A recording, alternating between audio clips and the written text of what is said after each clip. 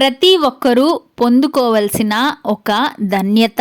ఎవనికి యాకోబు దేవుడు సహాయుడగునో, ఎవడు తన దేవుడైన యెహోవా మీద ఆశ పెట్టుకొనునో వాడు ధన్యుడు.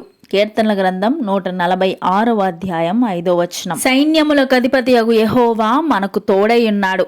యాకోబు యొక్క దేవుడు మనకు ఆశ్రయమై ఉన్నాడు. ప్రభువా, నేను దేని కొరకు కనిపెట్టుకుందును? నిన్నే నేను నమ్ముకొని ఉన్నాను. నా ప్రభువా యెహోవా, నా నిరీక్షణాస్పాదము నీవే, బాల్యము నుండి నా ఆశ్రయము నీవే. యెహోవా, నిన్ను ఆశ్రయించు వారిని నీవు విడిచిపెట్టువాడవు కావు. కావున నీ నామం ఎరిగిన వారు నిన్ను నమ్ముకుందురు. యాకోబును చంపచూచుచు తన అన్న ఎదురుచూచెను, వెనుక నుండి తన మామ తరుముకొచ్చెను. అయితే యాకోబుకు సహాయకుడుగా యెహోవా అతనికి సహాయము చేసెను. యెహోవా మీద ఆశ పెట్టుకుని వారికి ఆయన సహాయము చేయును.